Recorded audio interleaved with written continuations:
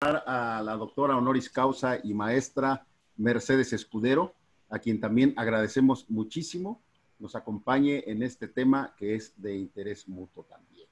Muchas gracias, gracias, querida doctora. Muchas gracias por la invitación, doctor. Buenos días a todos. Buenos días. Y por supuesto, nos da mucho gusto también saludar a nuestra hermana y compañera de muchas batallas, la doctora Miriam Saldaña. Doctora, muy bienvenida en un tema que sabemos ha participado en diferentes conferencias, ponencias y en diferentes foros. Muy bienvenida. Muchas gracias y para mí siempre es un honor compartir espacios con personalidades como las aquí presentes que además ya llevamos una amistad de tiempo acá. Gracias. Y sin duda agradecemos a nuestro querido amigo, el doctor Juan Francisco Solorio Cardiel, presidente de la Comisión de Derecho del Trabajo de este Congreso Nacional de la Abogacía, que se haya dado el espacio para acompañarnos con sus comentarios. Con mucho gusto, doctor. Buenos días a todos y muchas gracias. El honor es todo mío. Y a manera de introducción, queremos plantear el tema. Históricamente, las mujeres han sido víctimas de violencia y discriminación en el ámbito social, cultural e institucional. Las luchas para la igualdad de género han tenido avances, sin duda, y su materialización la encontramos en diversos marcos jurídicos internacionales y nacionales que regulan la actuación y obligaciones del Estado mexicano para garantizar los derechos de las mujeres. Ahora el reto es materializar esos derechos que ya están plasmados en la Constitución Política de los Estados Unidos Mexicanos y en las leyes que de ella emanan. Para ello se requiere de voluntad política. Damos pauta, pues, a la conferencia de la doctora Olga Isaura Villanueva. Por favor, doctora, le rogamos su participación. Su micrófono. Señor presidente, buenos días. Me permito leer antes la semblanza. Perdón, adelante, señor secretario. Gracias. La semblanza del conferencista. Con su venia, señor presidente. Buenos días, integrantes de este honorable panel y a todo el público. La doctora Olga Isaura Villanueva es licenciada en Derecho por la Universidad Nacional Autónoma de México y Facultad de Estudios Superiores Acatlán. Ha cursado diversos diplomados en criminalística por la UNAM. Participó en el primer Congreso Internacional de Criminalística por la Universidad Nacional Autónoma de México. Ha desarrollado su actividad laboral y profesional en el campo del derecho y el comercio como abogada postulante en la iniciativa privada. También es doctora honoris causa por el Claustro Nacional de Doctores Honoris Causa y actualmente cursa la maestría en juicios orales en la Facultad de Derecho de la Ciudad de México. ¿Cuánto, secretario general? Por favor. Adelante, conferencista. Muchas gracias. Buenas tardes, con su venia, doctor Roberto Vidal. Estoy muy contenta el día de hoy de poder compartir en esta conferencia con este panel de lujo. Muchas gracias. Saludos a las y los panelistas y a todas y a todos los que nos acompañan esta tarde en este gran foro. Y bueno, sin más preámbulo, juzgar con perspectiva de género, desde luego se trata de un tema relativamente nuevo. Realmente nos encontramos en esa etapa de transición en donde aspiramos a que la impartición de justicia con perspectiva de género forme parte indispensable de una estrategia de combate a la impunidad, la discriminación y la desigualdad. A partir de esta óptica, se obliga a las y los operadores del derecho a replantearse el análisis de ciertos aspectos específicos. Se cuestiona entonces si como se estaba juzgando si como se estaba impartiendo justicia, estaba correcto o no. Se pretende que el resultado de juzgar con perspectiva de género sea el acceso a la justicia de quienes, por determinadas condiciones y cierto contexto, ven en peligro el reconocimiento de sus derechos fundamentales. Bien, ¿qué significa perspectiva de género? Bueno, es una nueva visión, una forma de entender la problemática de ciertos grupos en particular. Es un método que ayuda a identificar que existe un foco rojo, una relación de poder, una disparidad, cómo influyen estos aspectos en el caso concreto y cómo se puede reparar. Este foco rojo nos indica que hay que prestar especial atención a ciertas personas en situación de vulnerabilidad. Esta situación de una persona o personas por pertenecer a ciertos grupos y que ya de entrada genera una alerta. Estos grupos, también conocidos como categorías sospechosas o como rubros prohibidos de discriminación, de los que hablaremos a lo largo de esta conferencia. Esta obligación de administrar justicia con perspectiva de género deriva del reconocimiento de 3 derechos humanos fundamentales. El derecho a la no discriminación por razones de género, el derecho a la igualdad y el derecho a la tutela judicial efectiva. Derechos humanos que son consagrados por nuestra Carta Magna en los artículos 1, 4 y 17. El artículo 1 que nos concede la protección más amplia al establecer que en los Estados Unidos mexicanos todas las personas gozarán de los derechos humanos reconocidos en la Constitución y en los tratados internacionales de los que el Estado mexicano sea parte, así como de las garantías para su protección. El párrafo 3 de este mismo artículo 1 establece la obligación que tienen todas las autoridades en el ámbito de sus competencias de promover, respetar, proteger y garantizar los derechos humanos.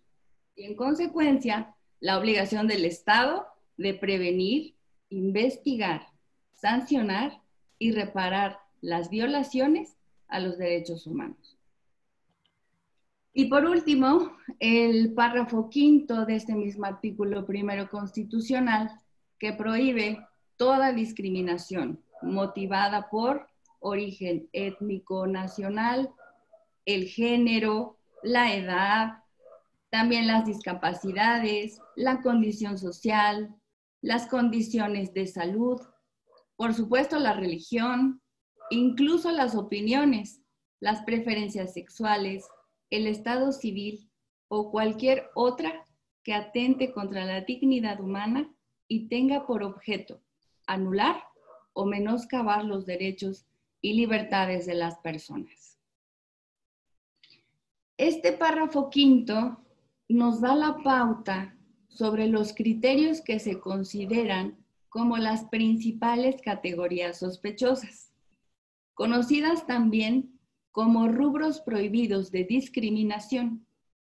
Estos rubros que se encuentran incluidos en los tratados internacionales y que, como podemos advertir, se refieren a ciertas circunstancias o características específicas de un ser humano que lo llevan a estar en un estado de vulnerabilidad y que por lo tanto es necesario otorgar una protección más amplia. Y bueno, para terminar con el marco jurídico constitucional de donde deriva la obligación de juzgar con perspectiva de género, se encuentra el artículo 4, párrafo 1, que establece el derecho a la igualdad. El varón y la mujer son iguales ante la ley. Y el artículo 17, que consagra una tutela judicial efectiva. Uno de los resultados más significativos de la reforma constitucional en materia de derechos humanos del 10 de junio de 2011 en México radica en que las personas y sus derechos son colocados como el eje central en la impartición de justicia, de tal manera que el párrafo segundo del artículo 1 constitucional, que consagra el principio pro persona y que se refiere al criterio que establece que toda autoridad perteneciente al Poder Judicial, Legislativo y Ejecutivo debe aplicar la norma o la interpretación más favorable a la persona o a la comunidad en la emisión de actos o resoluciones. Ahora bien, existe una relación sumamente importante entre igualdad y la no discriminación, como dos de los derechos humanos que dan fundamento y que son pilares en cuanto a la perspectiva de género. Ambos conceptos se corresponden mutuamente, porque, como muy atinadamente lo describió Rodolfo Pisa Escalante, juez de la Corte Interamericana de Derechos Humanos, cuando describe la relación entre ambos conceptos, igualdad y la no discriminación, como las dos caras de una misma institución. La igualdad es la cara positiva de la no discriminación y la discriminación es la cara negativa de la igualdad. Y ambas son la expresión de un valor jurídico de igualdad que está implícito en el concepto mismo del derecho como orden de justicia para el bien común.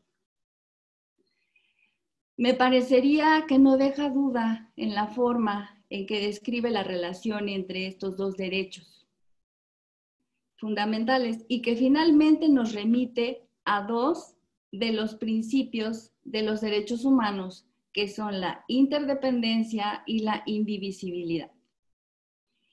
El primero de ellos radica en que todos los derechos humanos se encuentran vinculados íntimamente entre sí, de tal forma que el respeto y garantía, o bien la transgresión de alguno de ellos, necesariamente impacta en otros derechos.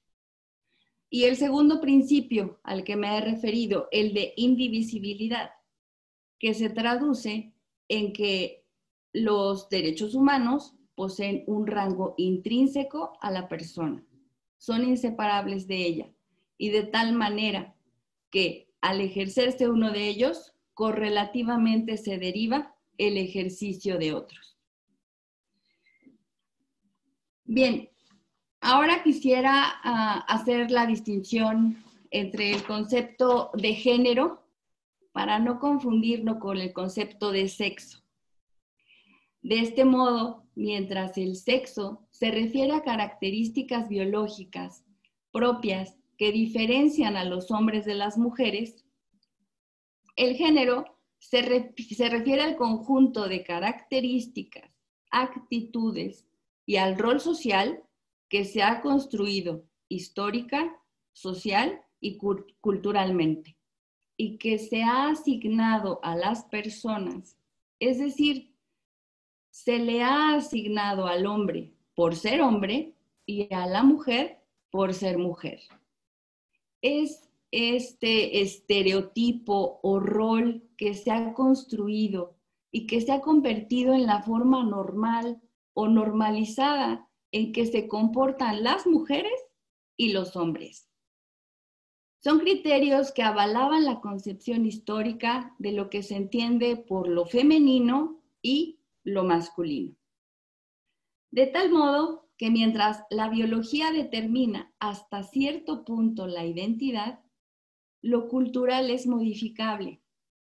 Es decir, que la concepción que tenemos, estas ideas preconcebidas de ciertos grupos de personas que nos llevan a definir, por ejemplo, que la mujer es quien cuida a los hijos y realiza las labores domésticas, el hombre es el proveedor primario, y bueno, como este ejemplo, pues hay un sinfín de ejemplos que se les conoce como el deber ser del varón y el deber ser de la mujer, y que no son más que ese rol o estereotipo de los que estamos hablando y que encasillan a la mujer y al hombre en un género. Bueno, hay un ejemplo dentro del protocolo que emitió la Suprema Corte de Justicia de la Nación para juzgar con perspectiva de género, y este ejemplo de rol asignado al varón me pareció muy ilustrativo y muy revelador, y se refiere a cuando se considera que el varón debe ser el proveedor principal de un hogar, o en ocasiones el único de la familia en el que recae toda la responsabilidad económica. Entonces, se le excluye de una paternidad más activa, y si además no tiene éxito económico, entonces se le etiqueta como menos hombre, como si algo le faltara, como si de algo careciera. Son concepciones que, no obstante, son susceptibles de cambio, pueden llegar a afectar y discriminar al asignar características, comportamientos y privilegios a las personas en virtud del género al que pertenecen, excluyendo cualquier expresión de identidad que no se ajuste a dicha asignación. Bueno, partiendo de estas concepciones, llegamos a la violencia de género y qué se entiende por ella. Bien, violencia de género es todo daño que se le cause a una persona, ya sea emocional, físico, económico, por ser mujer o por ser hombre, o por pertenecer a determinado grupo. Ahora, ¿qué debemos entender por perspectiva de género? Bueno, la perspectiva de género, como dijimos en un principio, es una nueva visión, una forma de entender la problemática de ciertos grupos en particular. Es un método que ayuda a identificar si existe un foco rojo, una relación de poder, una disparidad. No se refiere exclusivamente a un beneficio en favor de las mujeres. La perspectiva de género puede ser desde el punto de vista de los varones, de los indígenas, de los adultos mayores. No es un método enfocado únicamente a las mujeres, sino es más bien una estrategia que permite ver a las personas en su diversidad de contextos, necesidades y autonomía. Personas en situación de vulnerabilidad. Como ya lo había mencionado, cuando la autoridad se encuentra ante categorías sospechosas, la especial situación de una persona por pertenecer a ciertos grupos y que ya de entrada genera una alerta. A partir de aquí, el juzgador tiene que ampliar su dimensión para poder resolver en un caso en específico. Las y los operadores del derecho han de estar muy atentos, especialmente cuidadosos y cautelosos al análisis de los hechos, no desde las propias concepciones, sino desde un punto de vista que permita advertir diferencias, asimetrías de cuando existen categorías sospechosas de las previstas en el artículo 1 constitucional, párrafo 5, y que mencionamos anteriormente. Categorías que de igual forma contempla la Convención Americana sobre Derechos Humanos y que les denomina categorías protegidas.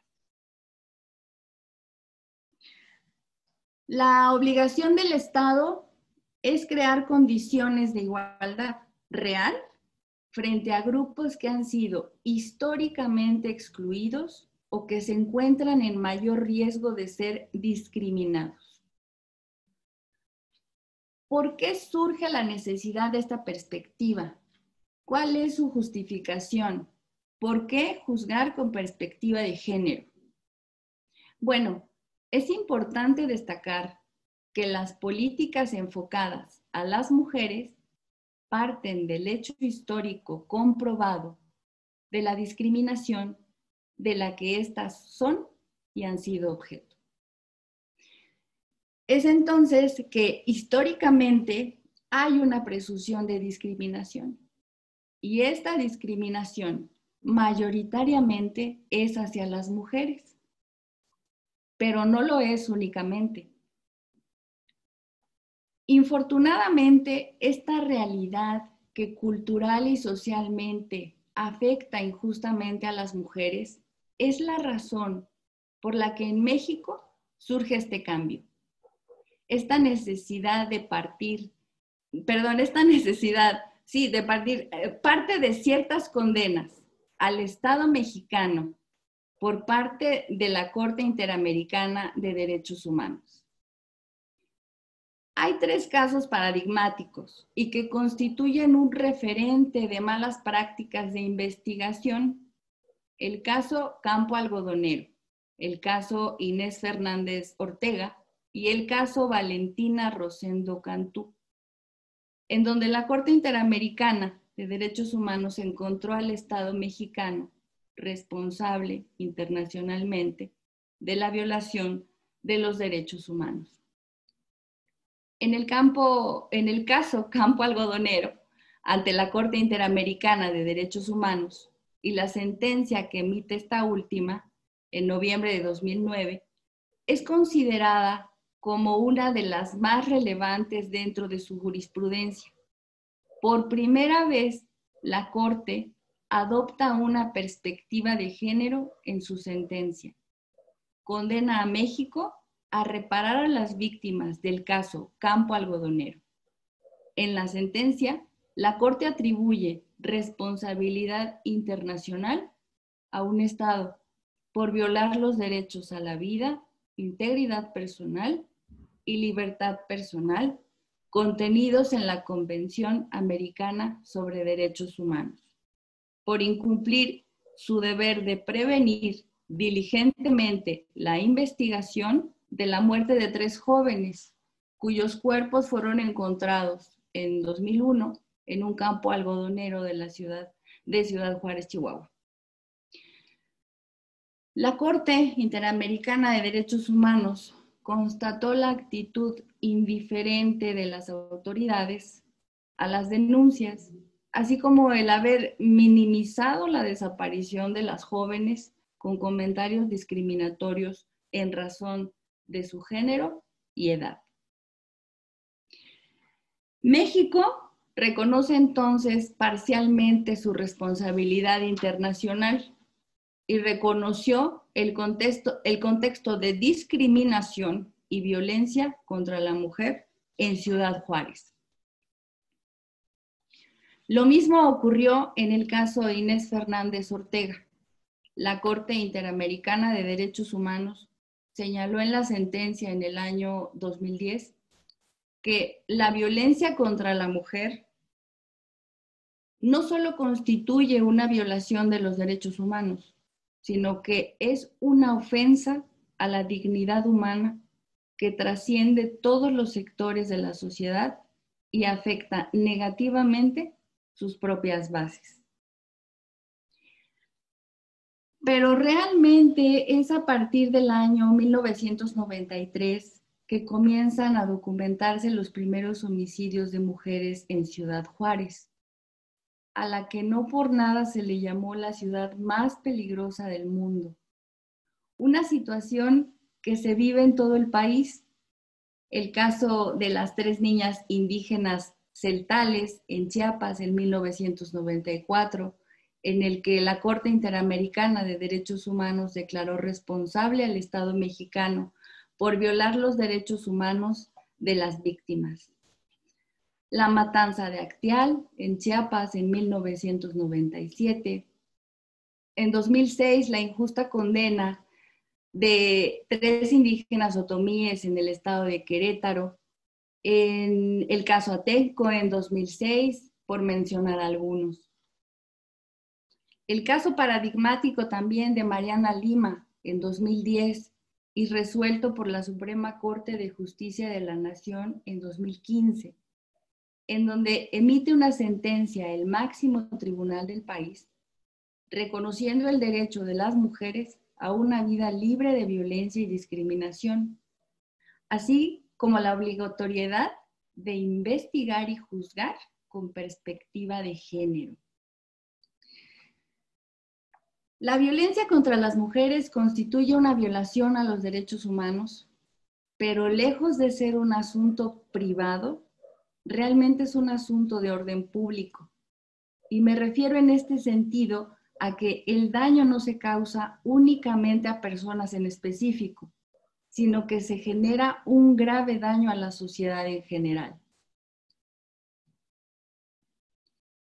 Hay un fragmento de la sentencia que emitió la Corte Interamericana de Derechos Humanos en el caso Campo Algodonero, y que dice así: la impunidad de los delitos cometidos envía el mensaje de que la violencia contra la mujer es tolerada, lo que favorece su perpetuación y la aceptación social del fenómeno, el sentimiento y la sensación de inseguridad en las mujeres, así como una persistente desconfianza de estas en el sistema de administración de justicia. Bueno, pues creo que todos estos casos y otros más que lastimosamente tienen que ver con violencia hacia las mujeres en México, así como las condenas de la Corte Internacional de Derechos Humanos al Estado mexicano, son las razones que llevan a que en el año 2013 la Suprema Corte de Justicia de la Nación emite el protocolo para juzgar con perspectiva de género, atendiendo a uno de los postulados del artículo 4 constitucional. Este protocolo propone una metodología que surge de las resoluciones de la Suprema Corte de Justicia de la Nación, así como de la incorporación de los criterios más relevantes del sistema interamericano y del sistema universal de derechos humanos. Son 3 los propósitos del protocolo. El primero, atender la problemática detectada. El segundo, atender las medidas de reparación ordenadas por la Corte Interamericana de Derechos Humanos. Y ser un instrumento que auxilie al Poder Judicial como actor imprescindible en la construcción de un Estado democrático de derecho al emitir sentencias. La sentencia se erige entonces como uno de los elementos más tangibles de acceso a la justicia y del debido proceso de las personas, así como el contacto directo de estas con los órganos jurisdiccionales. Quienes juzgan intervienen en la realidad y cotidianidad de las personas, reconocen hechos y les atribuyen consecuencias de derecho. De acuerdo con la doctrina emitida por la primera sala de la Suprema Corte de Justicia de la Nación, la obligación de las y los operadores de justicia de juzgar con perspectiva de género puede resumirse en su deber de impartir justicia sobre la base del reconocimiento de la particular situación de desventaja en la cual históricamente se han encontrado las mujeres, pero que no necesariamente está presente en cada caso. La obligación de juzgar con perspectiva de género exige a quienes imparten justicia que actúen remediando los potenciales efectos discriminatorios que el ordenamiento jurídico y las prácticas institucionales pueden tener en detrimento de las personas, principalmente las mujeres. Ahora bien, dar cumplimiento al mandato constitucional y convencional de garantizar el derecho a la igualdad, partiendo de la labor jurisdiccional y a quienes les corresponde la importante labor de impartir justicia a nivel federal, estatal y local, y todas aquellas personas e instituciones involucradas en los procesos de acceso a la justicia, podría partir primeramente de poder detectar cuando se está ante la presencia de personas o grupos vulnerables, tomar en cuenta la complejidad del contexto social, económico y cultural, y se requerirá entonces de un escrutinio estricto y una carga probatoria determinada para establecer la legitimidad o necesidad de una distinción, exclusión, restricción o preferencia.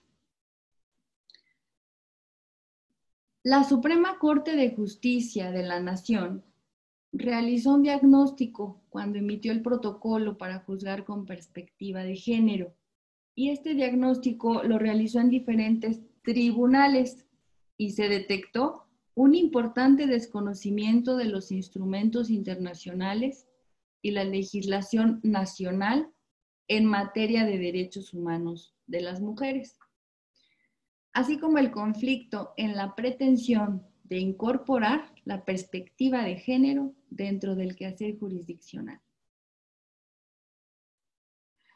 Puede existir cierto riesgo al juzgar con perspectiva de género, porque ¿cómo no violentar el principio mismo de la igualdad sin observar la situación concreta de la persona y resolver de manera diferente a como tradicionalmente se hacía? Por eso la necesidad de ser de las autoridades sumamente escrupulosas. Las y los juzgadores deben tener mucho cuidado para ir más allá de lo visible y poder comprender las situaciones que rodean a cada asunto en lo particular, y a partir de ahí empezar a construir las resoluciones con una mirada diferente. Al hablar de igualdad, debemos entender una serie de conceptos y connotaciones para llegar a la concepción paradójica, porque hacer efectivo el derecho a la igualdad implica hacer distinciones, tratos diferenciados, pero que están justificados. La perspectiva de género permite detectar cuándo un trato diferenciado es ilegítimo y cuándo es necesario. Las resoluciones y sentencias con perspectiva de género forman parte de una estrategia que combate la impunidad, la discriminación y la desigualdad, y envían un mensaje de que las violaciones a los derechos humanos se previenen, reconocen y reparan.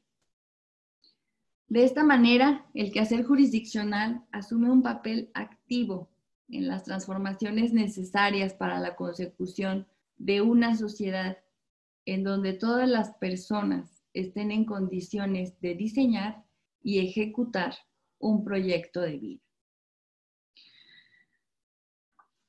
Si bien al hablar de impartición de justicia desde una perspectiva de género, estamos hablando de un tema realmente nuevo y relativamente nuevo también. Sí se trata de una nueva cultura, de ser y de pensar de las y los operadores de justicia, en la que debemos transformar los patrones de conducta que favorecen la desigualdad y la discriminación. ¿Qué debemos fortalecer como responsables de las generaciones que vienen, como académicos, juristas, como poder judicial, como poder legislativo, como poder ejecutivo, como autoridades? Diría que una nueva cultura jurídica. Fortalecer la capacitación. No conformarnos con la tolerancia y la normalización social de la violencia, discriminación y desigualdad. Tener como meta adoptar una perspectiva de género desde cada área del conocimiento específico y poder aplicarlo de manera natural. Porque, por un lado, contamos con todas las herramientas. Como país, tenemos reformas constitucionales, los marcos normativos, recomendaciones de la Corte Interamericana de Derechos Humanos, jurisprudencia, doctrina de la primera sala de la Suprema Corte de Justicia de la Nación, protocolos, instrumentos internacionales, pactos, declaraciones, convenciones. Tenemos juzgadores y juzgadoras con verdadera vocación de impartición de justicia, actualizados con la sensibilidad humana. Pero el camino es todavía largo por recorrer, pues por otro lado, pareciera que falta el compromiso de las autoridades para investigar y actuar con la debida diligencia, para prevenir y sancionar la violencia contra las mujeres. Así como para generar que las demandas por la justicia se hagan efectivas a nivel nacional y no tengan que trasladarse ante instancias internacionales que postergan las aspiraciones de justicia de las víctimas. En el artículo 8, apartado B de la Convención Interamericana para prevenir, sancionar y erradicar la violencia contra la mujer, mejor conocida como la Convención Belém do Pará, establece, y me permito leerlo, los estados partes convienen en adoptar en forma progresiva medidas específicas, inclusive programas, para modificar los patrones socioculturales de conducta de hombres y mujeres, incluyendo el diseño de programas de educación formales y no formales, apropiados a todo nivel del proceso educativo, para contrarrestar prejuicios y costumbres y todo otro tipo de prácticas que se basen en la premisa de la inferioridad y superioridad de cualquiera de los géneros o en los papeles estereotipados para el hombre y la mujer que legitiman o exacerban la violencia contra la mujer. El juzgar con perspectiva de género es hoy una obligación que debe operar como regla general, una cuestión que ha de atenderse de oficio. Pero, ¿cómo distinguir que estamos ante un tema de perspectiva de género? Bueno, entonces es precisamente en esta parte en la que las y los operadores del derecho y realmente cualquier autoridad tendría que estar sensibilizado para poder identificar si se está ante la presencia de personas o grupos que tienen esta tendencia a ser discriminados. Es un poco el ponernos en el lugar del otro. Por eso se habla de perspectiva. La argumentación con perspectiva de género ha de derivar en resoluciones y sentencias que generen confianza en el aparato de justicia y evitar la posibilidad de que los asuntos sean impugnados a nivel nacional o generen responsabilidad estatal a nivel internacional. Finalmente, quisiera terminar con esta frase que fue pronunciada por una mujer que acudió ante la Suprema Corte de Justicia de la Nación y que fue tomada en cuenta. Ella fue víctima de violencia, de todos los tipos de violencia por parte del que fuera su esposo. Y bueno, la frase me parece muy acertada. Los juzgadores no crean los estereotipos, pero sí se corre el riesgo de que los perpetúen. Quien juzga tiene en sus manos una enorme responsabilidad y un gran potencial de cambio. Muchas gracias.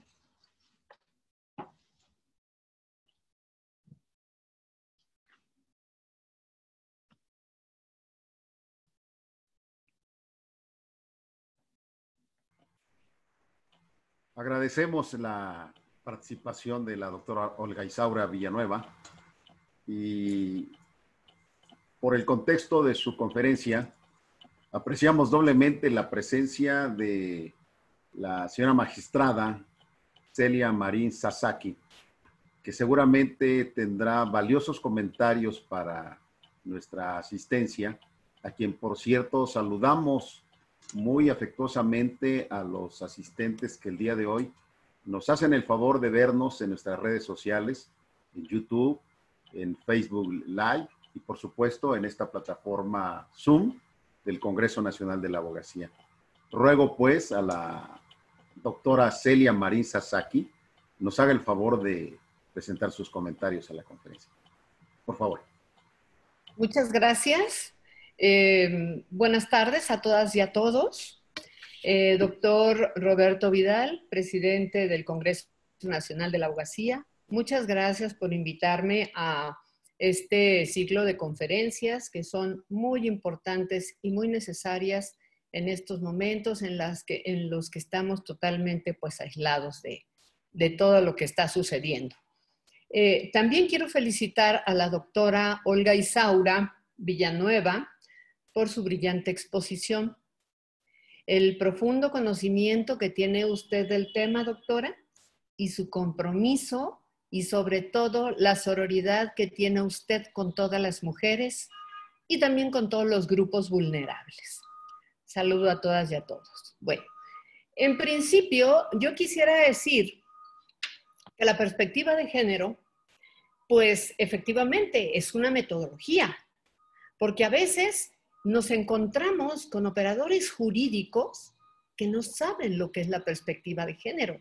El mismo término les da miedo. No lo conocen y menos conocen sus contenidos. ¿Para qué sirve? Inmediatamente hay una resistencia al cambio porque se considera que como es un tema de perspectiva de género, únicamente va a beneficiar a las mujeres. Y ya lo aclaró la doctora, no es así. La perspectiva de género no es un sesgo hacia las mujeres. Por el contrario, es una metodología que el objetivo principal es eliminar las asimetrías de poder. Y ya lo he comentado en algunas ocasiones. Recuerden ustedes que en mayo del 2018, la Suprema Corte de Justicia de la Nación emitió una resolución que tenía que ver con las guarderías del Seguro Social. Recuerden ustedes que la ley del Seguro Social decía que el derecho a las guarderías la tenían todas las mujeres, todas, los hombres, solamente aquellos que fueran viudos, tuvieran la guardia y custodia de sus niños.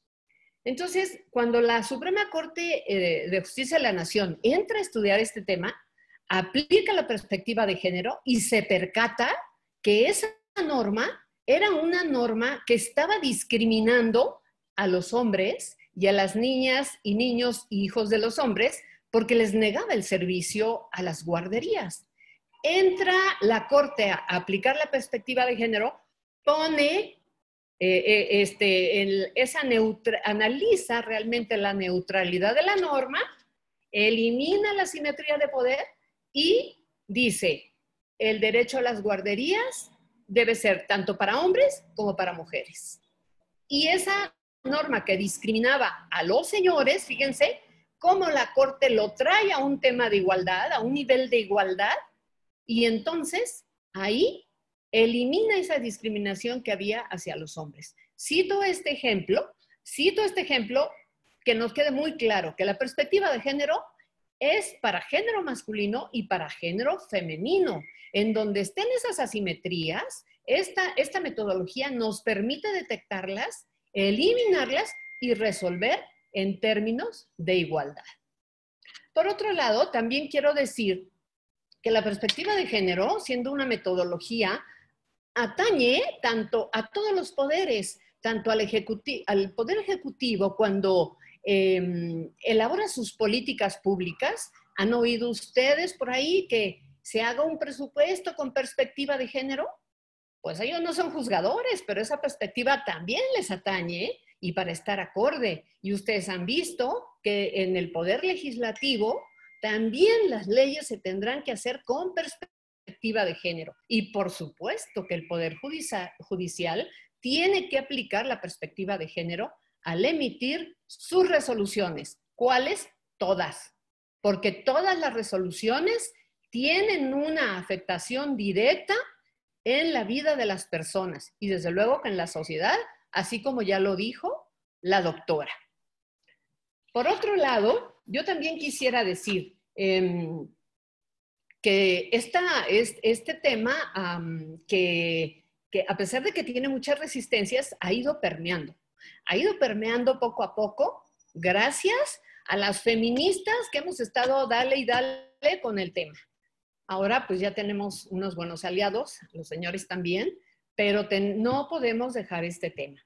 Fíjense ustedes que ya los tribunales colegiados, cuando revisa las resoluciones de la segunda instancia, en muchos casos ordena la reposición del procedimiento para que se aplique la perspectiva de género, para que se aplique el interés superior cuando hay niñas, niños y adolescentes, y también para que los órganos jurisdiccionales nos pronunciemos cuando existan víctimas indirectas. Tenemos que hacer un análisis completo, amplio. ¿Qué quiere decir? Debida diligencia, tutela jurídica efectiva. ¿Y qué nos ha dicho la Corte Interamericana? Como país tenemos normas, tenemos tratados internacionales, tenemos reformas constitucionales, normas secundarias. ¿Pero qué falta?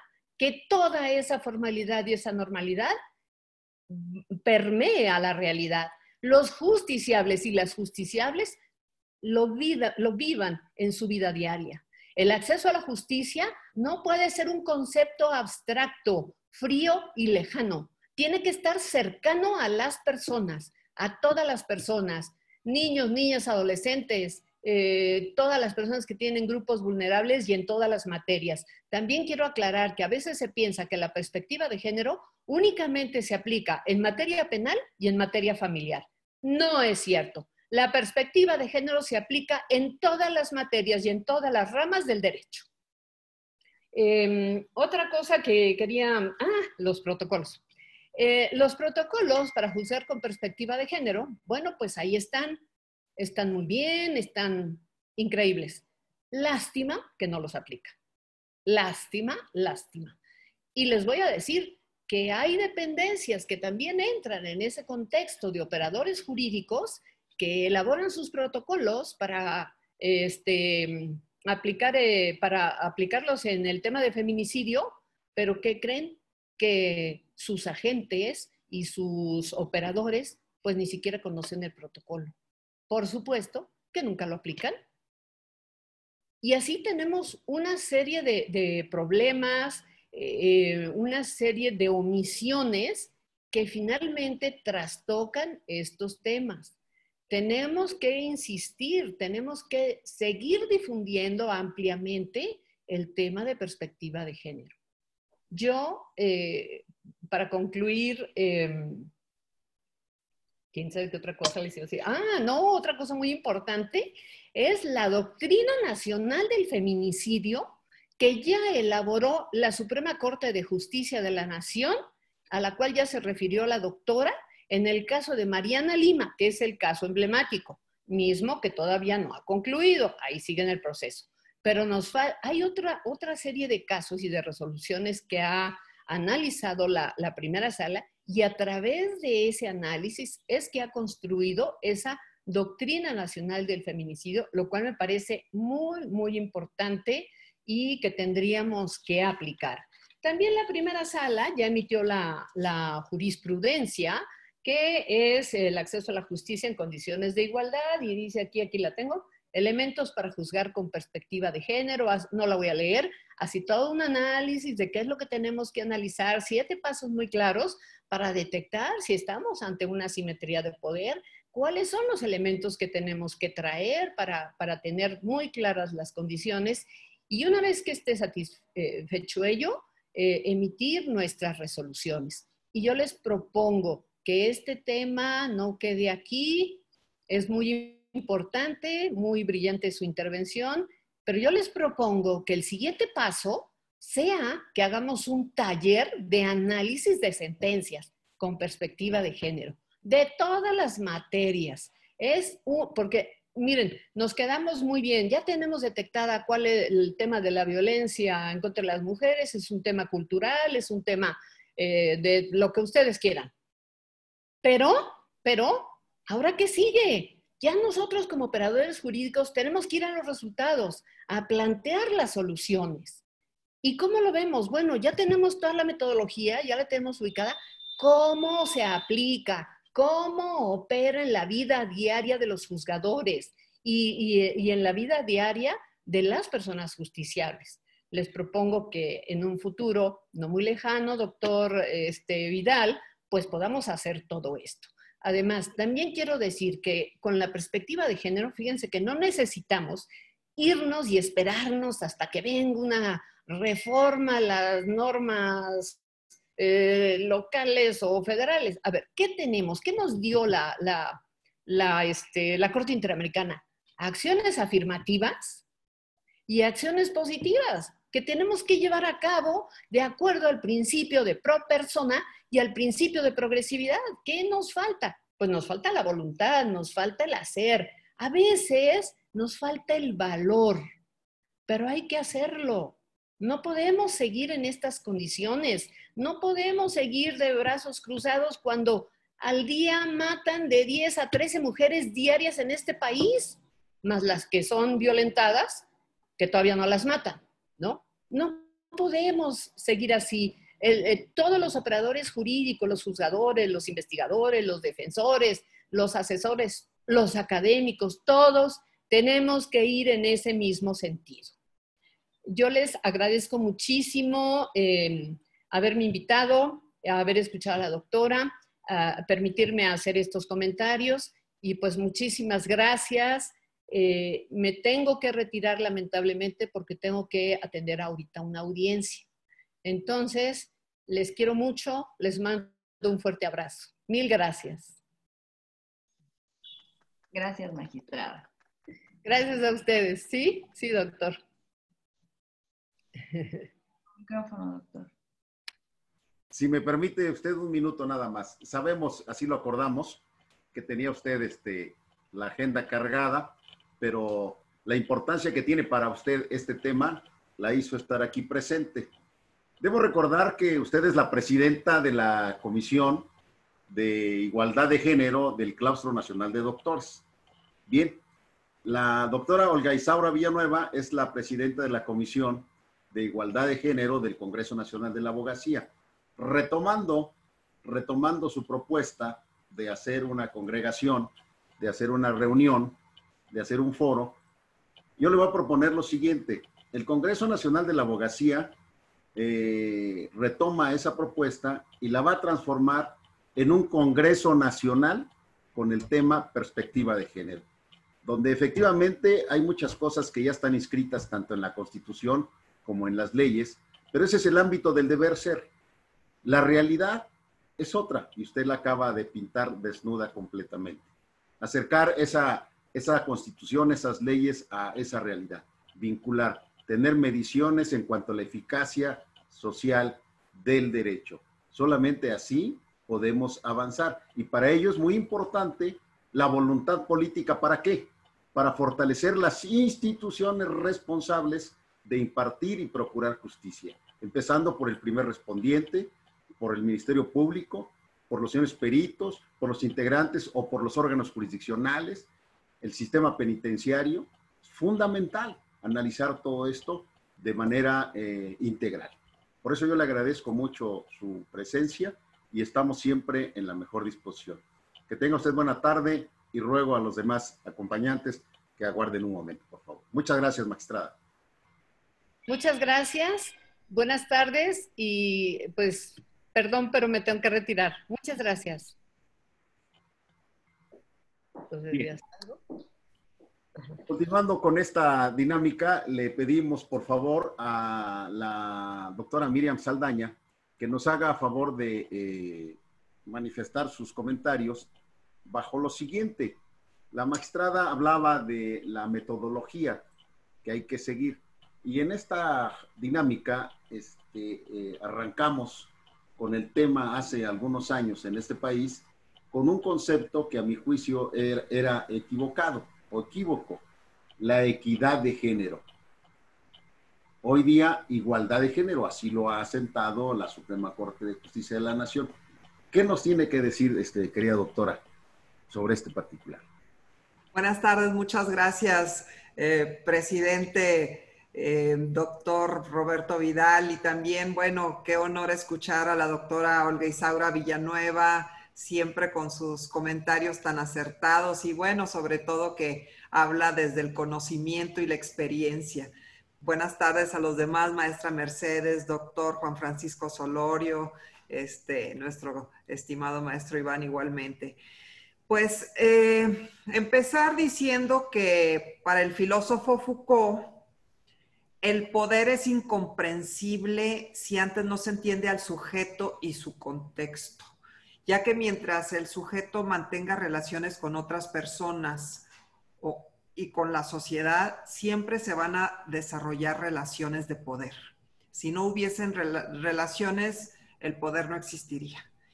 Y aquí radica la importancia del contexto social, y en este tema de hoy que nos interesa analizar el tema de la perspectiva de género, pues aquí estamos ante una relación de poder entre hombres y mujeres o entre un hombre y una mujer.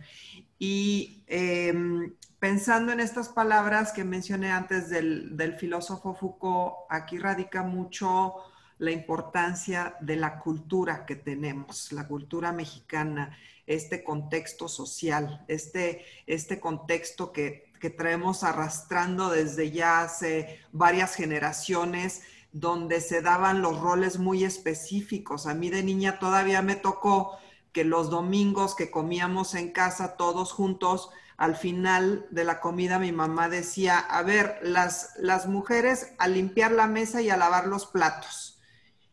Y yo de niña me sentía pero realmente ofendida y le decía a mi mamá, pero ¿por qué nada más las mujeres? Si mis hermanos comieron igualito que nosotras, o sea, ¿por qué nosotras tenemos que estarles sirviendo a los hombres? Y bueno, yo ya traía quizás ahí unas semillas de rebeldía,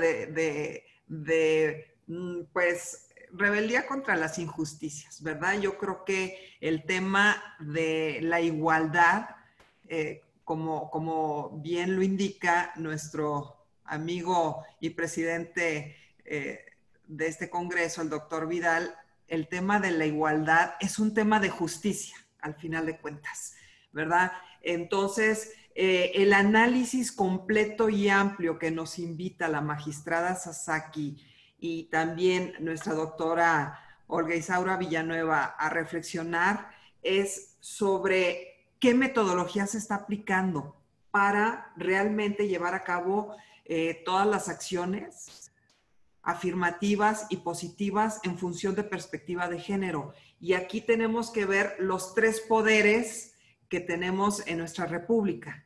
¿Qué se está haciendo desde el Poder Judicial? Y por supuesto que aquí las jurisprudencias que hace rato nos comentaban y la forma en que están llevando a cabo los juicios en las tres instancias, bueno, todo esto es muy importante. Entonces ya vemos que el Poder Judicial se está remangando, quizás poco a poco, porque no creo que el 100% de todos los impartidores de justicia todavía tengan ya ese chip, sino que es algo que se va a ir haciendo gradualmente, pero qué bueno que ya va avanzando y pienso que cada vez más irá a pasos agigantados.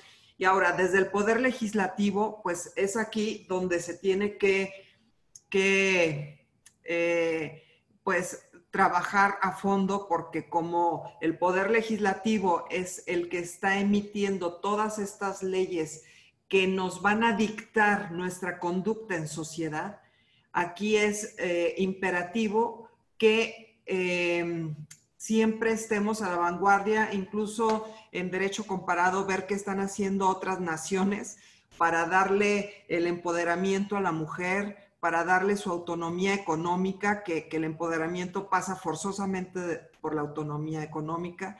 Y bueno, y el poder ejecutivo, que también es de lo más importante. O sea, hay un equilibrio de importancia en estos tres poderes, porque el ejecutivo, al final de cuentas, es el que a través de sus distintas secretarías, sus distintos órganos de administración pública que están en todo el país, se van a ejecutar las acciones para la justicia entre hombres y mujeres, ¿verdad?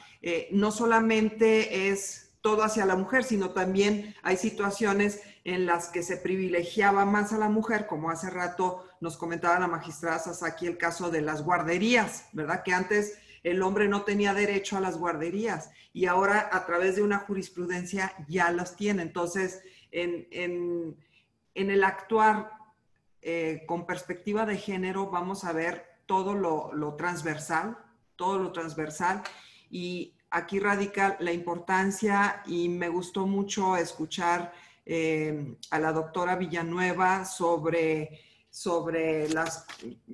los tratados internacionales que México tiene signados, ¿verdad? Y en particular el llamado Belém do Pará, que es básico, y yo creo que como abogados, cuando nos toca defender a una persona, cuando nos toca defender a una mujer más específicamente, es importante también hacer mención de todos estos tratados para que de alguna forma vayamos también encaminando el juicio hacia el hecho de que tenemos que estar todos en la misma frecuencia de lo que ya hemos logrado, de lo que ya hemos avanzado. Pues me podría seguir extendiendo, comentando muchas cosas más, pero quiero limitarme también, pero no olvidemos que todos estos esfuerzos los hemos ganado pues a través de muchas luchas. Entonces, nuestra participación es importante. Es cuanto. Muchas gracias, estimada doctora. Sabemos que el tema ha sido ocupación permanente en su actividad legislativa cuando usted fue diputada y que esperamos tenerla en la próxima legislatura para que continuemos con ese trabajo incansable. Siguiendo nuestro programa, rogamos al doctor Juan Francisco Solorio Cardiel nos haga el favor de leer las preguntas que el público asistente nos está haciendo a través de este panel. Por favor, doctor Francisco Solorio Cardiel.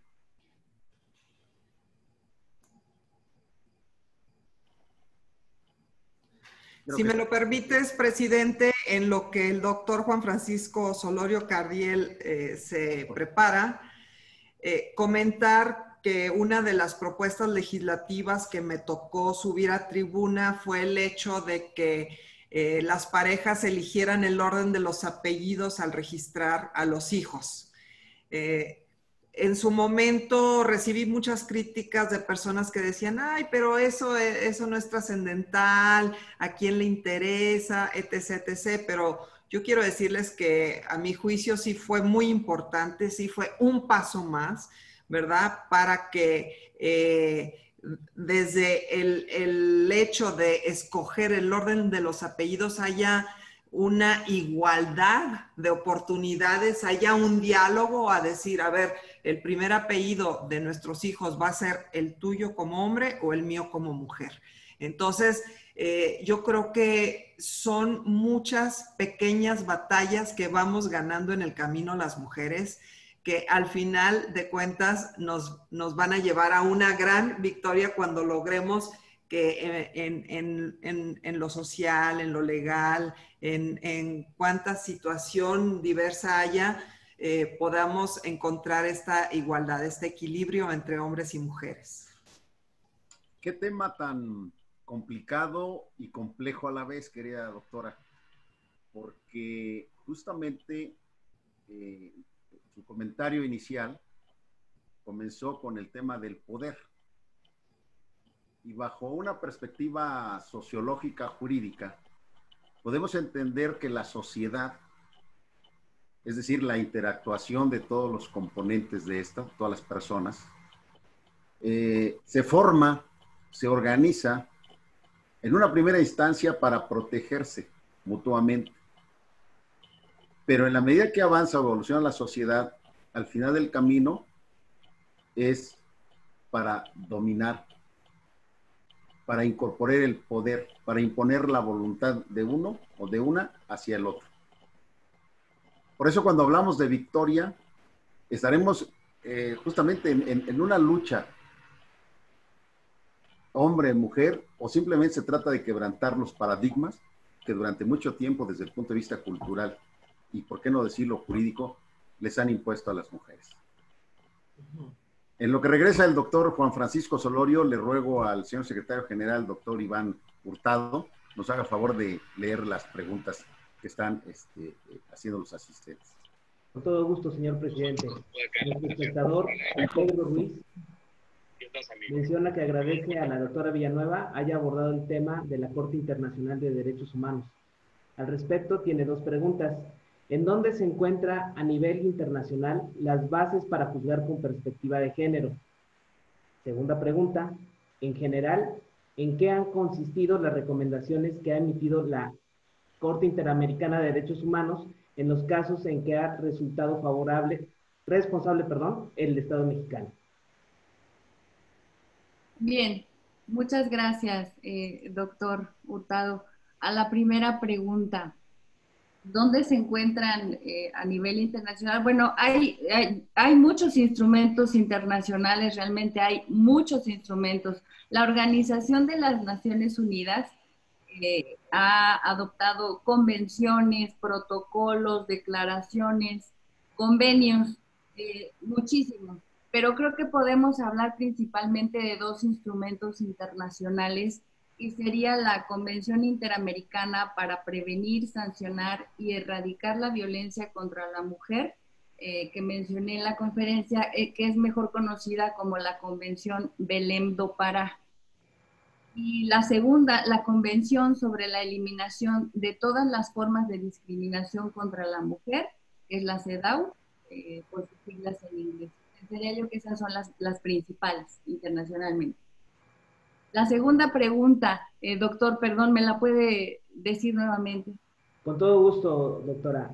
En general, ¿en qué han consistido las recomendaciones que ha emitido la Corte Interamericana de Derechos Humanos en los casos en que ha resultado responsable el Estado mexicano?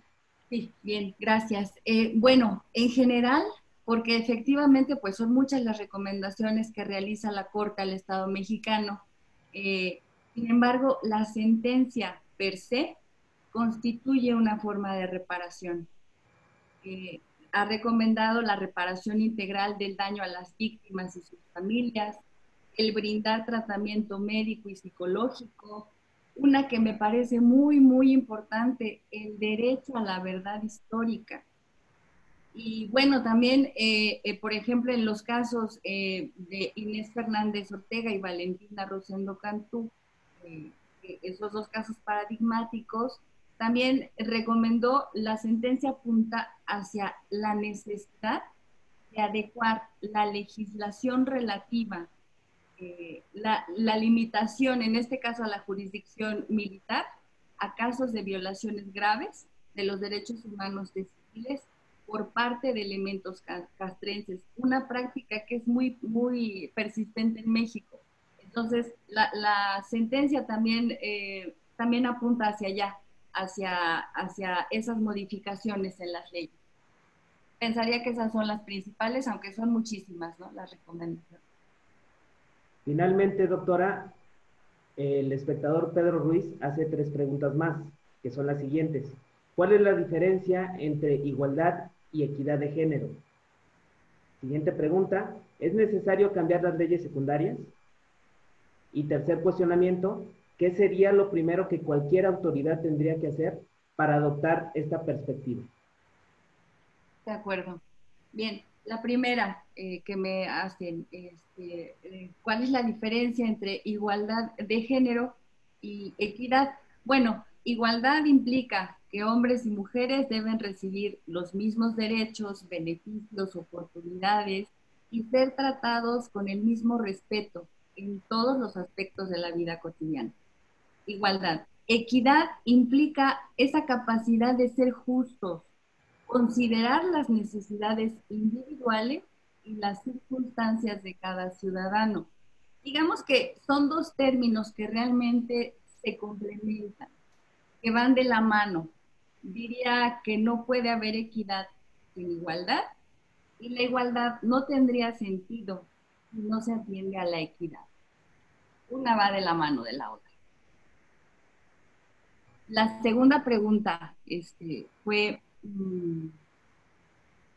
¿cuál fue, perdón? ¿Es necesario cambiar las leyes secundarias? Bueno, las leyes secundarias. Bueno, existen normas, sí, a las que subyace una concepción estereotípica. Y en este sentido, claro que habría que hacer modificaciones. Creo que sí, como bien lo ordena la Suprema Corte de Justicia de la Nación, a partir de la reforma constitucional en 1974 al artículo 4, donde la mujer adquiere legalmente la igualdad de derechos y obligaciones, y es cuando se da pauta para modificar aquellas leyes secundarias que incluían de modo sutil la discriminación. Yo creo que en ese sentido sí es necesario, a partir de ahí. Y la tercera pregunta, doctor. Claro, con todo gusto. ¿Qué sería lo primero que cualquier autoridad tendría que hacer para adoptar esta perspectiva? Sí. Bien, creo que lo primero a lo que están obligados las y los impartidores de justicia es verificar si existe una situación de violencia o vulnerabilidad que por cuestiones de género pudiera impedir impartir justicia de manera completa e igualitaria. Así lo ha establecido también la Suprema Corte de Justicia de la Nación en su doctrina. Creo que ese sería el primer paso, verificar si existe esa situación de violencia o vulnerabilidad. Finalmente, doctora, nuestro espectador Oscar Medina Alonso hace el siguiente cuestionamiento. Desde su punto de vista, ¿cuáles serían las consecuencias de no tomar en cuenta la perspectiva de género en la impartición de justicia? Bien. Las instituciones de impartición de justicia en México, pues no podrían garantizar el ejercicio pleno y la no discriminación de los derechos y libertades fundamentales. Así como no se podría hacer efectivo tampoco el principio de igualdad, tal y como lo consagran los artículos 1 y 4 constitucional. En consecuencia, pues seguirían existiendo y se acrecentaría la forma desproporcionada, las diferencias entre hombres y mujeres. Es cuanto, señor presidente, con todos los cuestionamientos del auditorio. Muchas gracias, señor secretario general. Agradeceríamos mucho a la doctora Mercedes Escudero Carmona nos haga el favor de sus comentarios. Muchas gracias, doctor. Buenos días y gracias a todos por estar aquí. Pues bueno, la parte jurídica, que son las garantías para todas las personas, es lo inicial y bueno, finalmente son los reglamentos y normas que conducen a la sociedad o a los individuos para poder establecer las relaciones en sociedad. A mí que me preocupa desde la trinchera donde yo trabajo y trabajo mucho con mujeres maltratadas, con niños maltratados, es la no comunicación o la buena información que les llega a estas personas y a estos grupos vulnerables, porque no se les da toda la información de manera precisa y concisa para acercarse hasta estas instituciones también legales para sus derechos. Hay mucho desconocimiento y cuando también observo el cómo se hacen las políticas públicas y con algo de experiencia cuando yo trabajé en gobierno federal, es que no salimos a preguntar, no recorremos la ciudad, no recorremos la comunidad, no se le pregunta directo a la persona. Y no quiere decir que esté mal en primera instancia hacer programas, proyectos desde un escritorio con buenas intenciones, pero cada realidad es distinta. Y el otro punto también muy importante para, sobre todo en el área que a mí me ha tocado trabajar, para los primeros respondientes, ¿no? Al atender a víctimas de violencia, la falta de capacitación, la forma, el poder tratar, ya bastante es lo que han vivido las personas, las mujeres, como por todavía que haya una violencia hasta institucional. Dentro de las categorías que se manejan, por ejemplo, en la alerta de género, que ha sido una buena iniciativa, pues tenemos no nada más la psicológica, física, tenemos la mediática, la simbólica, por lo que se platicaba de la doctora Olga, de cómo se construyen estos estereotipos culturales respecto de la mujer. Y tenemos esta parte mediática y hoy más que nunca con este aislamiento de toda la información que está en redes sociales y qué rol tenemos las mujeres. Aparte de una violencia obstétrica donde en los programas y en los presupuestos no se tiene ni la capacitación en la sensibilidad de los médicos muchas veces por tratar en las comunidades, pues llegan a este tipo de violencia obstétrica que la verdad las cifras son preocupantes, donde no se les informa o donde la mujer no tuvo la decisión para decir si quiero tener o no más hijos y le hacen una operación donde ya no puede tener hijos, ¿no? La violencia institucional, ¿no? La violencia política, que también, qué bueno, y por ejemplo la doctora Miriam Saldaña, que ha estado en el ámbito legislativo y demás también, es lo que pasa con cuando una mujer, que pues es más reciente, quiere lanzarse en un ámbito político que anteriormente y culturalmente era un mundo de hombres, ¿no? Así como también en las instituciones policiales, donde están estos primeros respondientes y donde se le da una característica también muy específica a las mujeres policías. Y a mí me preocupa también que las mujeres policías tengan que adoptar conductas masculinas para poder encajar en ciertos ámbitos laborales que no debiera de ser. Y sobre todo hacerle entender a las mujeres que no somos víctimas por el simple hecho de ser mujeres. Porque hoy también, como se maneja mucha información sobre lo que es género, pensamos o piensa la mayoría de las personas, y cuando levanto algunas encuestas o trabajo con grupos, me expresan eso de decir, no, es que esa ley solamente en la cuestión de género, nosotras somos las únicas beneficiadas, cuando también tenemos que trabajar con masculinidad positiva, cuando también hay hombres violentados. Y preocupante que también las arenas de la comunicación pública se utilicen en términos hasta de linchamiento social, ¿no? No veo mal el avanzar y el que nos unamos las mujeres, pero movimientos como el Me Too, que también conlleva a otras acciones o conductas que nos separan, que son violentas y que pueden causarle un daño moral a otras personas, también por una posición. Entonces, ¿por qué? Porque yo digo que un profesor, ¿no? Me violentó porque hay una relación de poder alumno-profesor y todo esto que, bueno, es incipiente y qué bueno que se está haciendo, pero el cambio cultural creo que es el que cuesta más trabajo entenderlo así tan clarito como no lo ha dicho la doctora Olga, como no lo ha dicho también la doctora Miriam, de que pues es transversal, es en todo comportamiento, todos los derechos, como también mencionaba la magistrada, donde tenemos este acceso a la justicia, todas las mujeres, y yo les diría a todos, pues bienvenidos al mundo de las personas, porque nos dividimos entre hombre, mujer, y entender que también el género es esta parte de rol social con el que se ha etiquetado a las personas en un constructo. Y creo que ahí es donde también nos hace falta trabajar, y en estas leyes en donde también tienen mucho que ver la parte de los medios de comunicación y la forma en cómo se comunica. No tenemos una comunicación para un modelo de comunicación de paz, que eso es lo que estaríamos buscando, creo yo, todos los mexicanos. Ese sería mi comentario, doctor, y muchas gracias a todos. Muchas gracias, doctora. Muchas gracias. Le ruego a nuestro amigo, el doctor Juan Francisco Solorio Cardiel, nos haga el favor de hacer sus comentarios.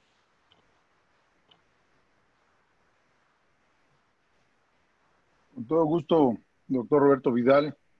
y con su venia, pues a mí la verdad es que después de estas brillantes exposiciones no me resta más que agradecerles el tiempo desde esta presidencia, desde que me toca a mí representar. Es un tema bastante interesante, pues acá los trabajadores y las trabajadoras pues constantemente se ven afectadas, sobre todo ellas. Hoy ya también hay casos de ellos, de abusos por orden jerárquico y por orden de tipo sexual, normalmente en las fuentes de empleo, y como obviamente pues son delitos de estos de ocultamiento, pues obviamente los acosos o los abusos no se hacen en presencia muchas veces del público, por lo tanto carecen de testigos para así llevarlo a cabo. Pero bueno, no, qué gravedad de este tema al pretenderlo regular, dándole la presunción de ser cierto, como ahora el hecho de andar empistolado pues es delito grave. Entonces afecta en gran medida a los abusos que puedan cometerse por, ya me estoy desviando un poquito del tema, pero quiero llevarlos a esta conclusión, a que los cuerpos, pues algunos cuerpos policíacos, sin ser general, sin generalizar, o algunas personas, llamemos lo que en realidad se conoce como que te siembran un arma, ¿no? Digo, perdón por el lenguaje, pero es como yo lo aprendí así. Entonces, si te la ponen, pues imagínate, ya es delito grave y no sales, ¿no? Pretendiendo una política, a lo mejor errada o no, no es mi materia, desarmar o desincentivar que las personas anden armadas. A lo que voy y me refiero es a lo siguiente, a que qué pasaría con las personas que se inventan un despido, llevándolo un poquito a la parte laboral, una persona que se golpeara, se autogolpeara, ¿no? Se dijera, es que mi patrón no me dejaba salir, cuando realmente en muchos de los casos no los dejan salir, los encierran en un cuarto hasta que firmen. Entonces, llegar a esos extremos me parece muy adecuada este tipo de conferencias para determinar y sobre todo generar conciencia a los jueces, y que son finalmente los órganos jurisdiccionales. Los jueces dicten resoluciones en esta perspectiva de equidad de género y obviamente cuidando las partes, ¿no? Siempre cuidando los hechos y observando las bases en las cuales han de girar sus formas de dictar sus resoluciones. Entonces, más que aportaciones, agradecerles este foro, escucho y tomo a punto ya para dentro de la comisión laboral que me toca a mí, dentro de esta institución, participar y pedirle al doctor Roberto Vidal que también nos tome en cuenta, porque es un tema muy interesante, sumarnos a estos esfuerzos, hay que empezar a hacerlos, realmente lo necesita el sistema de justicia. Por mi parte es cuanto, señor presidente, muchísimas gracias. Doctora Olga Isaura, felicidades.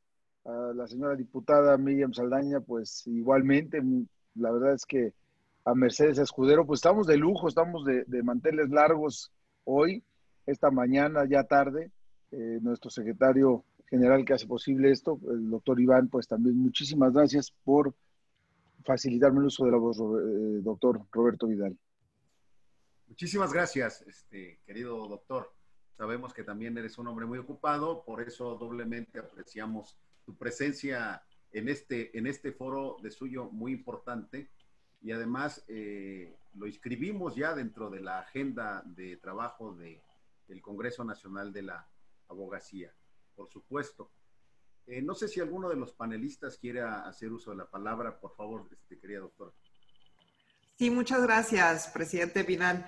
Se me hizo muy interesante la pregunta que hicieron en cuanto a que dónde se encontraba plasmado el tema de la perspectiva de género en las leyes. Ya la doctora Villanueva dio los principales, ¿verdad? Tanto en cuanto a convenciones internacionales como dentro de nuestras leyes. Pero también quiero recordarles a quienes nos escuchan que están muchos otros, por ejemplo, el voto de la mujer, ¿verdad? Que aunque tiene poco más de 60 años, Primero empezó como promesa de una campaña de un presidente, después ya se plasmó en las leyes el que las mujeres también pudieran votar, porque es increíble, pero a mi abuelita no le tocó que en su juventud ella pudiese votar. Bueno, pero una cosa fue votar y otra cosa poder ser electa. Entonces, primero se dio el hecho de que las mujeres pudieran votar y años después, bueno, tiempo después, que también pudiésemos ser candidatas y aspirar a un cargo de elección popular. Entonces, todo esto ha sido muy progresivo. También, como comentaba yo, en la Ciudad de México, el hecho de que las parejas ya pueden elegir el orden de los apellidos, esto solamente es en la Ciudad de México, todavía no es en el resto del país. Entonces, al respecto, pues todavía faltan 31 estados, ¿verdad?, en homologar esta ley. También quiero comentar que ahorita se está dando una discusión trascendental que tenemos que darle seguimiento en cuanto a los feminicidios, ¿verdad? En la Cámara de Diputados se está discutiendo para que sea algo federal, porque también estamos como en el tema de los apellidos. Cada estado tiene sus propias leyes y lo respetamos porque estamos en una federación, pero hay situaciones como la laboral, ¿verdad?, que no pueden estar al arbitrio de que cada estado haga lo que quiera. El tema de los feminicidios ha llegado a niveles tan graves que necesitamos que sea una ley federal homologada.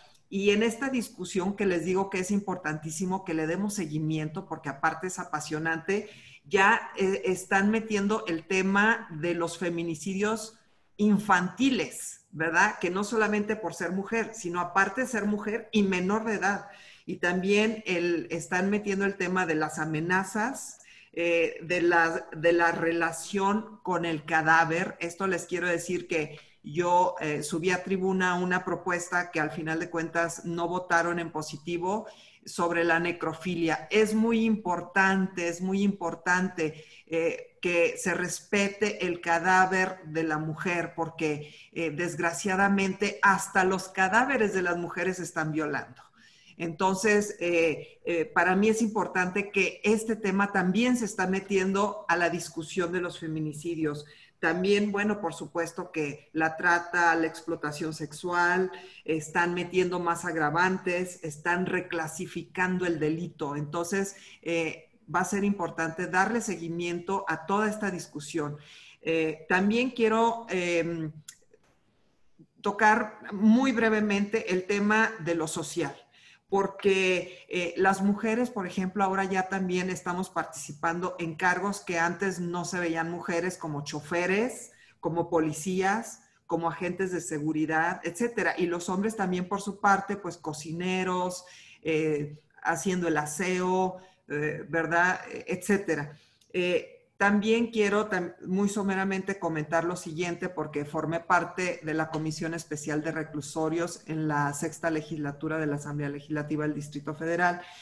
Y es muy triste el tema de los reclusorios, porque les pongo nada más el ejemplo del 10 de mayo. ¿Qué pasa el 10 de mayo? En Santa Marta, Catitla, muy temprano, aquello es un silencio sepulcral. Porque cuando una mujer entra a un reclusorio, el primero en abandonarla es su cónyuge. Después la abandona la familia y termina sola. Entonces, el 10 de mayo en Santa Marta, Catitla, no es día de fiesta. En cambio, el 10 de mayo, en todos los reclusorios varoniles, van su mamá, la esposa, la amante, las hijas, las vecinas, y es mariachi y es fiesta. Van a festejarlos. Entonces, ahí también vemos que hay cosas que tenemos que, pues, ir empujando por una igualdad. Y por supuesto que en los MP, la violencia, la revictimización, el decir, bueno, la violaron, pero pues ¿cómo iba vestida? ¿Traía minifalda? ¿Y a qué horas fue? ¿Iba tomada? Entonces, son situaciones que al hombre no se le hacen esos cuestionamientos cuando él es víctima de algún delito. No se le pregunta al hombre cómo iba vestido o qué horas eran o si es soltero o es casado, etcétera, y a la mujer sí. Entonces, es un tema tan amplio y que hablar de las trabajadoras en casa, del aseo, ¿verdad? Esa violencia sexual, hasta sexual, no solamente porque algún patrón abuse de ellas, sino simplemente por tenerlas encerradas toda una semana sin el derecho a una vida sexual con una pareja.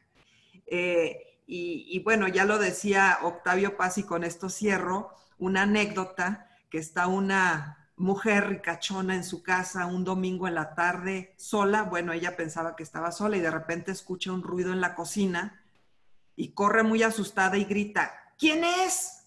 Y una vocecilla tímida le responde, no es nadie, señora, soy yo. Era su muchacha del aseo. Entonces, es esta idea de que hay personas que son nadie, ¿verdad? Todo esto es lo que tenemos que ir modificando, cambiando. Es cuanto. muchas gracias, querida doctora. ¿Alguien más quiere hacer uso de la palabra? Doctora Mercedes Escudero, por favor.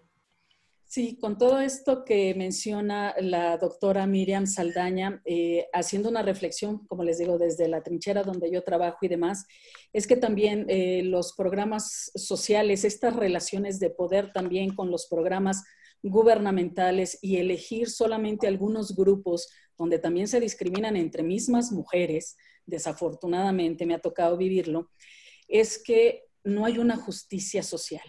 Desafortunadamente, el principal problema de muchas de las cuestiones y sobre todo de la violencia, que es con el tema que yo trabajo principalmente, prevenir la violencia, que los programas deben ser transversales, no solamente la justicia penal, llamémosle así, va a solucionar la falta de todas las necesidades de una justicia social que necesitan las personas. Y la otra parte es que para mí la peor de las violencias es la indiferencia. Y hemos dejado de ser empáticos y somos indiferentes. Mientras no me toque, mientras no sean mis muertos, no me van a doler.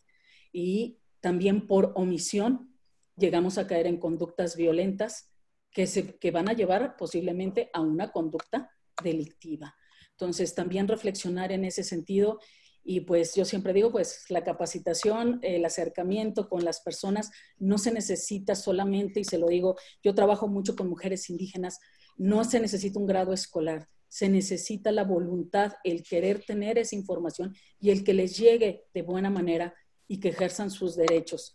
Y pues en lugares como en el sureste, en Chiapas, donde irónicamente uno de los estados que primero tuvo una fiscalía para delitos en contra de la mujer, que fue Chiapas, a la fecha todavía se venden niñas, ¿no? Entonces es paradójico que por un lado la parte jurídica institucional caminara, pero que la parte social todavía se aferra a esa parte y es donde entramos muchas veces en contradicción la misma sociedad. Sin embargo, también tiene mucho que ver los programas sociales que tienen fórmulas. Yo sé que no hay dinero que alcance para todos, sin embargo, también estos presupuestos participativos están muy segmentados y tenemos que ir allá donde está la causa y preguntarles a todos para que haya una verdadera igualdad y equidad.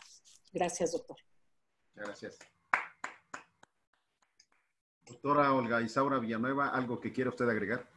Sí, así es, doctor. Pues efectivamente estamos ante este panorama.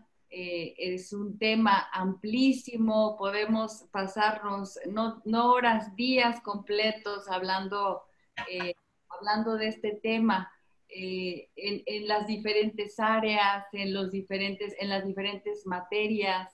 Es un tema enormemente, es grande, es apasionante también. Yo pensaría, por un lado, puedo tener la sensación de entristecerme, pero de pronto también tengo cierta satisfacción de decir, pero vamos en el camino. Se está poniendo el tema en la mesa, se está tocando. Hace cuántos años, hace pocos años, hace cuántas décadas, ni siquiera era un tema que se pudiera tocar, ¿no? No era algo que se cuestionaba, no era algo de lo que habláramos, era simplemente así es. y el día de hoy el poder ponerlo en la mesa, como decía, es creo que una de las cosas que podemos celebrar el día de hoy, no obstante la cuestión que nos lastima, el tener que llegar hasta este punto. ¿Por qué? Pues por toda esta historia que traemos atrás. Pero creo yo, agradezco mucho, bueno, a todo el panel, la verdad, los panelistas, como bien decía el doctor Juan Francisco, un panel de lujo. Yo agradezco muchísimo que en esta conferencia hayan estado todos ustedes. Estoy muy contenta y claro, siempre abierta para que este foro crezca, para que este tema se siga abordando, para que vayamos por partes, para que lo ampliemos. A todos, muchísimas gracias, doctor Roberto Vidal.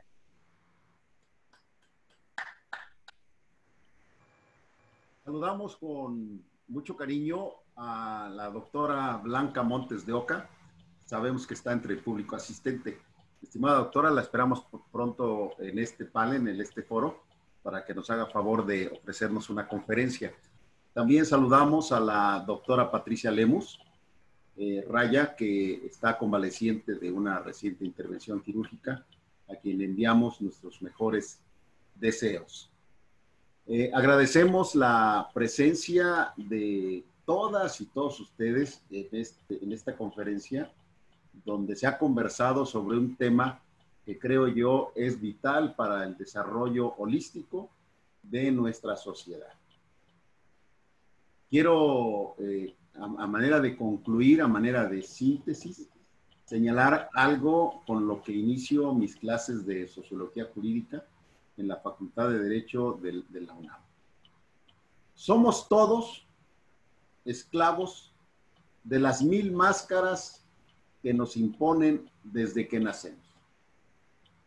Primero nuestra familia, luego la sociedad y finalmente la cultura. Para lograr la autenticidad como seres humanos, es fundamental, es importante despojarnos paulatina y gradualmente y lo más rápidamente posible de esas máscaras. Para lograr una sociedad igualitaria, equitativa, como bien lo apuntaba la doctora Olga Isaura, y emprender el camino hacia el bienestar, hacia el desarrollo. Para ello es menester, sin duda, como lo apuntaba la doctora Mercedes Escudero, fortalecer a las instituciones. Instituciones que muchos de sus integrantes se convierten en víctimas, pero también en victimarios, como puede ser el Ministerio Público, como puede ser la policía, en donde sus integrantes, ya no por la convicción o por la intención, transgreden, violentan, conculcan derechos humanos. Lo hacen en la mayoría de las veces por ignorancia. Es así como una de las preocupaciones que tenemos como Congreso Nacional de la Abogacía es fortalecer el Estado constitucional y democrático de derecho por un lado, y sin duda fortalecer las instituciones garantes del orden público. Así lo vamos a hacer, así lo vamos a manifestar ante las autoridades que corresponden, ejecutivo, legislativo y por supuesto judicial. Ya lo estamos haciendo. Les agradezco infinitamente a todas y todos ustedes su presencia, al público asistente agradezco el tiempo que nos han brindado, a nuestros seguidores en Facebook Live, en YouTube, un saludo muy cordial. Y pasando a otro tema, ahora bien, quiero entregar un reconocimiento digital que habremos de enviar de manera inmediata a la doctora Olga Isaura por la excelencia de su conferencia magistral. Muchísimas gracias, estimada doctora. Muchísimas gracias a todas y todos ustedes que nos acompañaron y los espero en la tarde para nuestra siguiente conferencia. Que tengan ustedes muy buenas tardes. No veo el diploma, parece que está tardando en aparecer en la pantalla.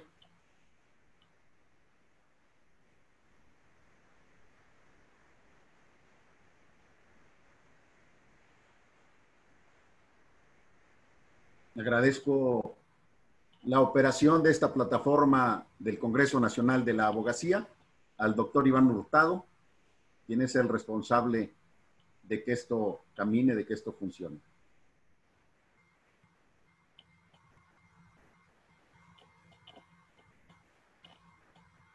¿Pasará el reconocimiento, doctor?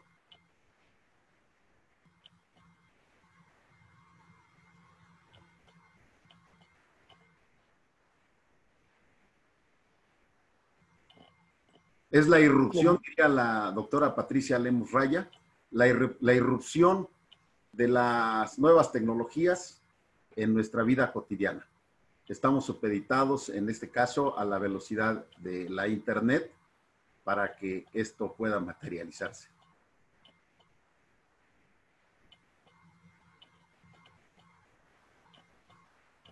Bueno, nos despedimos, le enviamos ese reconocimiento, nos despedimos de todas y todos ustedes. Que tengan muy buena tarde. Hasta pronto. Hasta pronto. Gracias, doctor. Gracias a todos. Gracias a todos y a todas. Abrazo.